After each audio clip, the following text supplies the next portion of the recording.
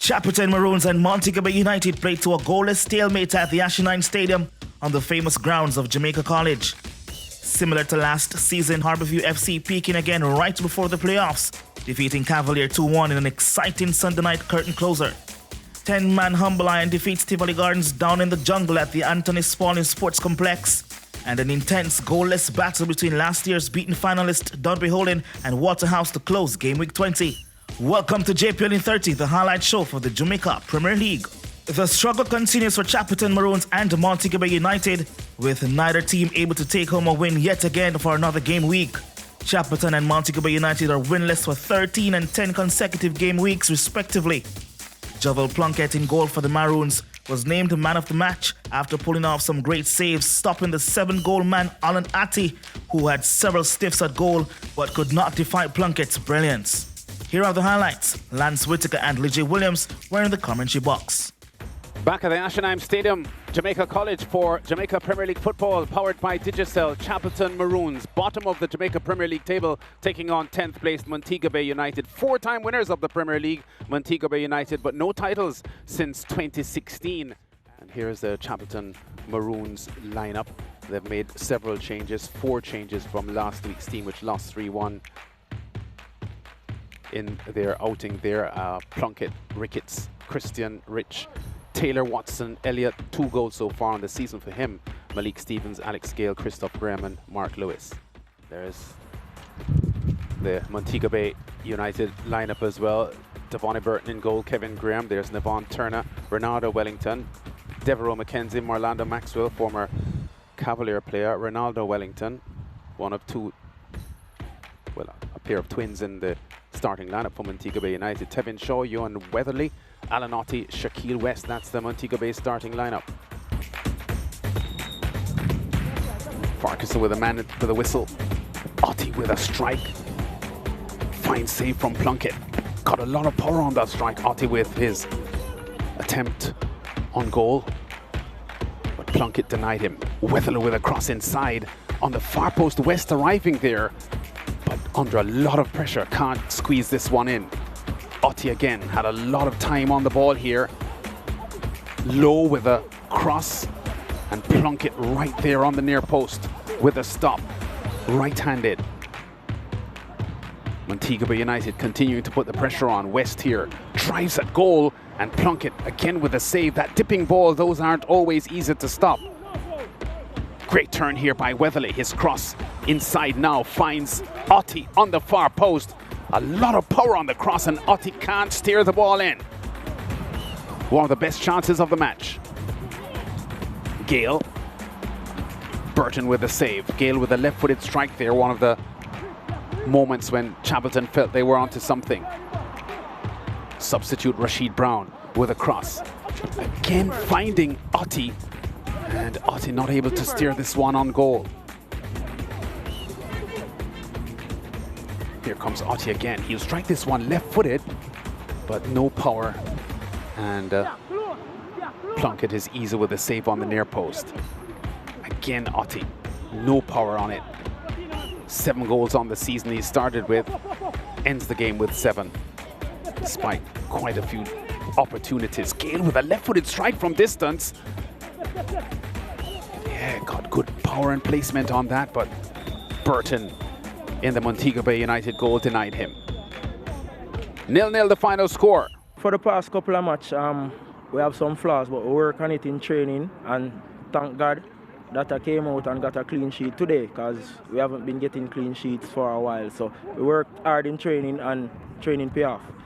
You have a lot of confidence in the goal, not only with your saves, but also your distribution. Is that something that you work on a week-to-week basis? Yes, I mean, well, the distribution come with and the authority in the box come with seniority. I've been playing the league for some times, and I know a lot of these players, and I know what they're going to do before they do. So I just make seniority works and the confidence. It was good. I like it very much. I'm proud with the performance of the team. We have been changing a lot, as I told you before the game started. A lot of reserves. We're putting the young players, but we play against a good team. They have got a great coach, just came from Brazil, even though he's a close friend of mine, but is a very nice one. And we're struggling. We have sometimes control of the game. It was a very balanced game. So do you think that there's anything that your team could have done differently today to get a different result? Yes, the only thing is our finishing. I try, as you saw, suddenly to change 3 players at once and try to make it more offensive. And it's work. We have got some of the chance, some of counter-attack against them, but unfortunately the goal didn't come. I didn't like it, to be honest with you. I didn't like our performance today, which is my responsibility too, half of the players and half mine also. But the first half for me was a nightmare. We could not command the passing in the midfield, so it was terrible. Second half we improved a little bit, but I'm not happy. So we have a long way to improve. Apart from the passing, was there anything else that stuck out for you maybe in an attacking sense that led to your team not being able to score goals today? The last pass. In the second half, we improved and we were able to develop the game till the last pass, even be a cross or a push in the middle of the area, but that last pass always very poor. The decision making in that last pass, very poor. So we have to go back to the ground and work on it because we need to improve. I cannot be happy with that performance. Ludlow Bernard seems to know how to get his team ready whenever it's time to secure a playoff spot in the Premier League. The defending champions had a slow start, but they are picking up speed in the final lap towards the playoffs. O'Shane Staple got the Man of the Match award for his assist and bullet header that broke the hearts of the young guns. Harbourview now sits pretty in 4th, with the table leaders well in their reach. Here are the highlights. Lance Whittaker and Lee Williams were in the commentary box. The Ashenheim Stadium on the grounds of Jamaica College for the continuation of Matchweek 20 in the Jamaica Premier League, powered by Digicel. Cavalier, number 2 in the league at the moment, against Harbourview, the defending champions and currently 4th in the points table in the Jamaica Premier League. There's the Cavalier lineup. Number 10, Dwayne Atkinson, and number 9, Colin Anderson between them. 21 goals so far this season from last week's Cavalier team that drew 2-2 with Falkland. Richard King out on international duty in Mexico, and Omario Henry not starting. In comes the 16-year-old Adrian Reed and Jerome McCleary. There's the Harbourview lineup. Just one change from the team that drew 2-2 with Tivoli last week Sunday, here at the same JC venue. Shamari Dyer in for Jashawn Anglin, and they have again the exciting number 10 Krista J. Daly coming off the bench, likely as a super sub. Number 2 Cavalier against number 4 Harbourview in the Jamaica Premier League, powered by Digicel, and Harbourview almost putting themselves in trouble early here. Staple with a headed play down. Colin Anderson almost sneaking in with a goal, but Bennett with a fine save there. Great ball inside by Lewis, but Colorado Murray, first take, brilliant. Tried to strike with the same boot that he took the ball down with and didn't get it on target. Trey Bennett was brilliant in goal for Harbourview today. Several outstanding saves in the first half. There's that Atkinson left-footed strike. And he parried away to the left. Here's the Harbourview goal. Staple with a cross from inside and on the far post. After the Cavalier defenders failed to get the ball away, DeMar Rose with his 2nd goal of the season stabs the ball in and makes Cavalier pay for sloppy defensive work. Cavalier with the opportunity to draw level there, but they just can't find the finish. Anderson off target today, side netting with that one. Atkinson will win a penalty here. Tries the ball at goal, strikes the outstretched arm of Brackenridge. Referee Nation unhesitatingly points to the spot. And from the rebound, Dwayne Atkinson gets his 8th goal of the season.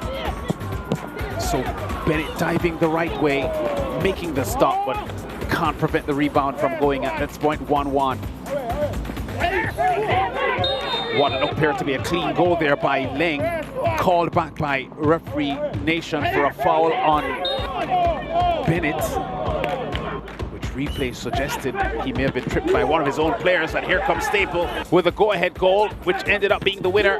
Krista J. Daly on for the second half, whipping the corner in with power, and even more power. The headed strike from O'Shane Staple. Harbourview bossing the game from then on.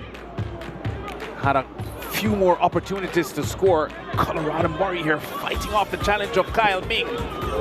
Just squeezing the effort wide. The outstretched white boot of Jaylene White. White spills this one here, but Krista J. Daly can't find the finish. The Cavalier defenders recover in time. 2-1 the final score, Cavalier winning.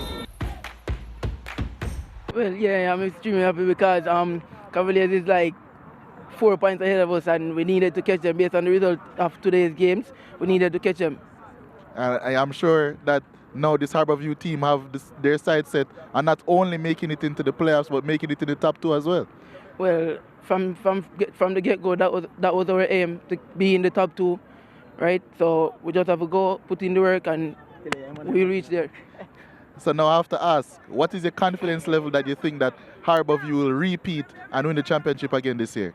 Well, I'm very, very confident in my teammates, coaching staff, right? Because we have been putting in the work, putting the work, right? So I strongly believe that we'll win again.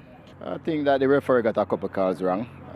That header that we scored, just at crucial points, he made some calls that didn't go. He interpreted wrong. We had another call for a penalty, and again, he interpreted wrong. So we're just kind of disappointed. But I still have to give Harbourview them props. Them fight hard. They were able to contain our offense. We got a lot of chances. We just didn't finish some. And that's been like a staple of your team so far this season, creating a lot but not converting. But do you think that if you carry on in that way, you think that eventually your team will come good and perform, especially in the playoffs? Oh, definitely. I mean, if you get these amount of chances every match, we just need to go back and work on finishing. So it's better to get chances and miss than not to get chances. So I'm still upbeat about it and still feel satisfied. Yeah, I really love the application of all of the players here today, It was a game in which I think, again, our bench came to the fore and really helped to solidify the game, I think we were kind of unfortunate to let our guard down at the beginning of the second half, because we're probably getting the better of the Cavalier team in terms of the long balls that they were playing inconsistently. I thought we were dealing with them very well, but one slipped by. But we showed good composure to come back. And then after you took the lead, I think your team did really well in terms of how they managed the game. Is that something that you've been trying to instill? That is something that we expect from the players on the pitch as well as the players. As you can see, even Johnny Talbot was called upon today. So I think it was a genuine effort from all concerned coaching staff to really ensure that we took home the 3 points here today. This is highlights from Matchweek 20. We take our first break. JPL in 30. We will be right back.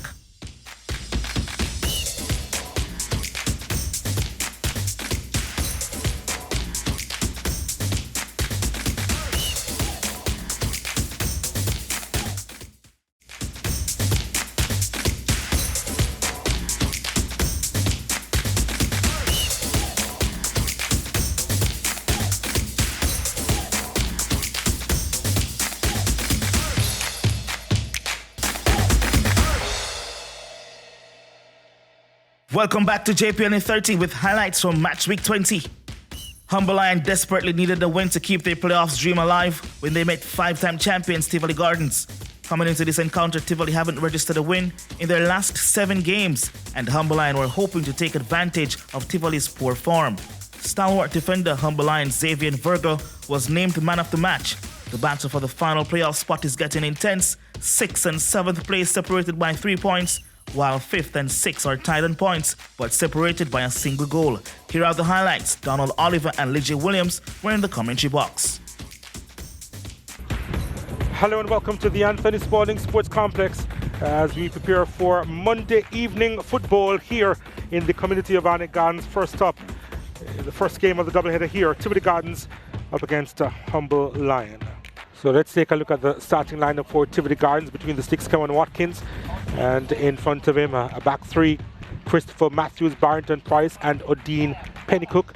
Kevin Garnett, Anthony Thompson, Alton Lewis, and Tommy Lawrence, as well as Nicalia Fuller, Keanu Simpson, and Diego McKenzie complete the starting lineup for Tivoli Gardens. As we take a look at the Humble Lion starting lineup with Prince Daniel Smith between the sticks. The rest of the starting lineup sees Keneal Hyde and Xavier Virgo, who will provide the width for Humble Lion at the back. Ricardo Campbell, Dasha Satchwell in the starting lineup for Humble Lion, right beside Andrew Vanzi, who returns, the captain Omario Walters, Javon Smith, Andre Clennon, Afiba Chambers, and Shamari Dallas complete the starting lineup.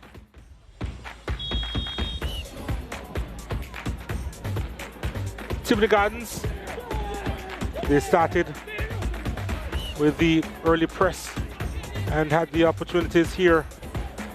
Humble Lion also had a couple of chances, but Javon Smith in the end just lost the initiative. Decided to play that one inside the header off the post in the end. Walters with the opportunity for Humble Lion, and then this header from Vanzi easily gathered by Watkins. Virgo was wonderful, ball inside to Vanzi, and then the finish from Dallas in the 23rd minute. Took a deflection, but Virgo was the one who teed that up to Vanzi with the assist. Dallas had a lot of space to work with to control, and then he fired the shot. This one hit straight to Prince Daniel Smith, who had to make that save. It came from Simpson, who played that one inside the area, and that's a wonderful finish. It really was from Alton Lewis. Powered his way through, and that was a wonderful shot that beat Prince Daniel Smith for pace. And Lewis opening his account this season in the Jamaica Premier League. That was a wonderful save by Prince Daniel Smith. Fingertip save onto the crossbar. And then we thought this was a second yellow card, second bookable offense, but it was a straight red, which came as a bit of a surprise, to be honest. Maybe a second yellow card, maybe, but the straight red was a bit of a surprise. And that was a fantastic challenge from Afiba Chambers. How did he manage to get his foot around there? And then the header over the top. Andre Clennon missed opportunity. And then a wonderful save from Smith. As Tivoli Gardens tried to get something there, but the person who got something across the line was Levon Williams, in the 75th minute of play. And Williams converting from well inside the box, the go-ahead goal, and that was that for this one. It's a regular routine for me, you know. I always try to give my best for the team every time I go out there on the field.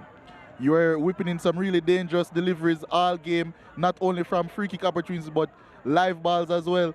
Is that something that you really try to focus on? Well, as I said, it's a regular routine, something that I do in practice every day. It is a normal thing for me to just come here, play football, do what I do best to help my team get 3 points.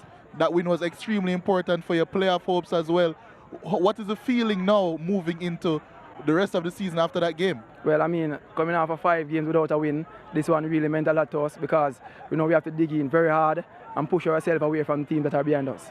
I think in the second half, indiscipline cost us 3 points tonight. I think overall we start off the game looking well. I think we play better than Humble all the way. But, as this is football, they go down to 10 and they always look like they have the 11. And player just take telling from coach and just don't say follow instruction. Just play, continue what we're doing, not get carried away. We start to be a long part that we don't even practice and do. So a lot of indiscipline. I was actually going to ask you about that. Why did your team not try to play more shorter passes when you had the man advantage? Yeah, but that's what we do. That's how we train. We train for just keep the ball, knock around the ball, and if you find even the goal what we get is from a pass, we just go away from our game plan today, and especially when they go down to 10, and it does cost us. I think it was innocuous. I believe that the calls were a bit unfortunate today, and at halftime I went in and told the team that leave the referee to me. I will do the arguing referee, don't argue with the referee. You know, we got some calls against that. But guess what? That's part of football. You're going to get calls sometimes, and sometimes you're not going to get calls. The fact of the matter, after getting a red card, we decided that we had to double down and try and play on the counter. And luckily for us, we were able to get the go-ahead goal. And I think we defended well after that.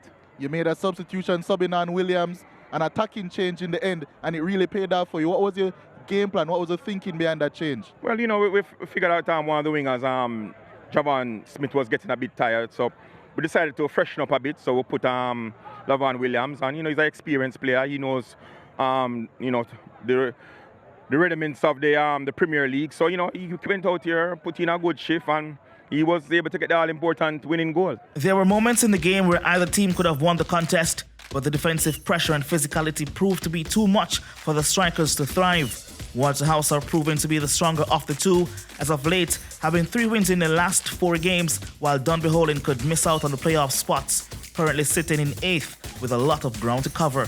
Here are the highlights. Donald Oliver and Lee J. Williams were in the commentary box. Hello and welcome once again to the Anthony Spalding Sports Complex as we prepare for Monday Night Football here. It's a battle of 2 teams in the middle of the pack, and it's a Waterhouse against Dunbeholden.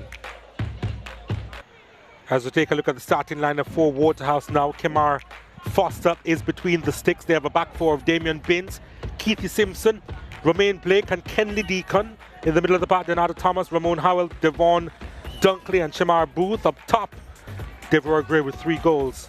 Shaquille Bradford with a season's best for him, 7 strikes beside his name. As we take a look at the full-time highlights, I don't expect we'll see a lot, but James had a decent game. Blake got a foot in there. James won it back, you know, looking for options, and that one was dribbled wide.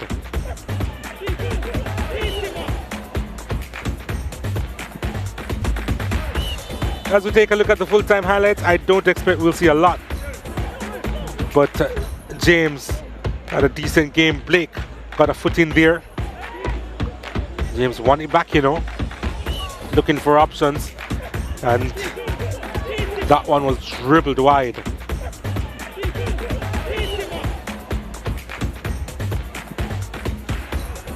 Lack of composure at the back and up top.